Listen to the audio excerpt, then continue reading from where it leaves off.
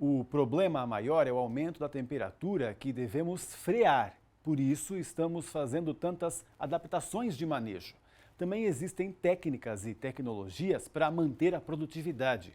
Dicas que mostramos aqui todos os dias. E ainda existem outras tecnologias para driblar os extremos do clima, como a genética. Vamos saber algumas novidades com o João Vanin, que é mestre no assunto e gerente de produção de sementes da SLC Agrícola. Boa tarde e bem-vindo, João. Boa tarde, Pablo. Um prazer estar conversando contigo e com os telespectadores do Canal Rural.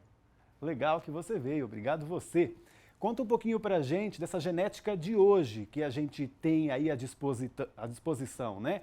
Algumas delas já trabalhando para o clima. Com certeza, Pablo.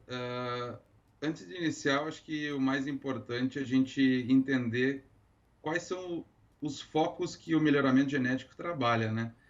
Hoje, o melhoramento genético, ele até então focou muito em produtividade, rusticidade dos materiais, também trabalhou muito a questão de defensividade para a questão de doenças, pragas, e agora um tema muito, não tão recente, mas que a pesquisa científica tem trabalhado muito, é a questão da seca ou a tolerância aos déficits hídricos, né? Então, as cultivares atuais, o que o produtor ele pode explorar até então na genética? Ele tem uma gama de ciclos, né, de cultivares, tanto precoce, ciclo médio, ciclo tardio, que ele consegue trabalhar em si e também trabalhar com materiais que tenham um pouco mais de crescimento radicular mais agressivo, entre outros. Então, nessa primeira análise que a gente faz, é que as cultivares atuais, elas são adaptadas a cada região, e o produtor tem que trabalhar juntamente com a pesquisa e entender quais são os melhores cultivares que se adaptam à realidade dele, tá? Então, nesse sentido, quando a gente engloba o ciclo total da cultura, existem danos que a seca causa que são reversíveis e tem danos que são irreversíveis. A demanda hídrica da cultura da soja ela é ampla ao longo do ciclo, então ela demanda de 2 milímetros até 9 milímetros no final do enchimento de grãos. Então a gente tem que trabalhar muito bem a época de cultivo, se for analisar, para usar a genética que a gente tem hoje. Uhum. No segundo ponto, a gente começa a analisar a questão da transgenia associada à genética para favorecer uma melhor produtividade ou uma adaptabilidade ao ambiente que está sendo cada vez mais extremo. Então, nós começamos a ter algumas genéticas que já estão sendo testadas com perspectiva de lançamento em 2023, 2024, que é a soja HB4, né, que é um hot box que foi isolado do girassol, né, e foi introgredido na soja, para que a soja tenha um mecanismo de percepção do ambiente, e esse ambiente, à medida que ele vai ficando mais seco, a planta de soja ela tende a perceber melhor isso e a murcha dela ocorre mais lentamente. Então, ela tem uma percepção melhor desse ambiente e isso favorece, até então, comparando com os genótipos atuais, tem uma melhoria quando existe a seca.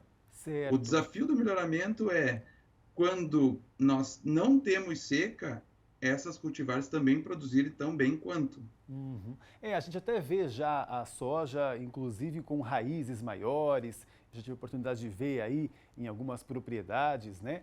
Também sei que estão trabalhando em algumas que conseguem justamente captar mais essa incidência do sol e, além disso, não ser prejudicada por ele também, né? Não ser queimada a planta. O quanto melhor o sistema radicular mais bem desenvolvido, a gente tem uma eficiência do uso da água maior.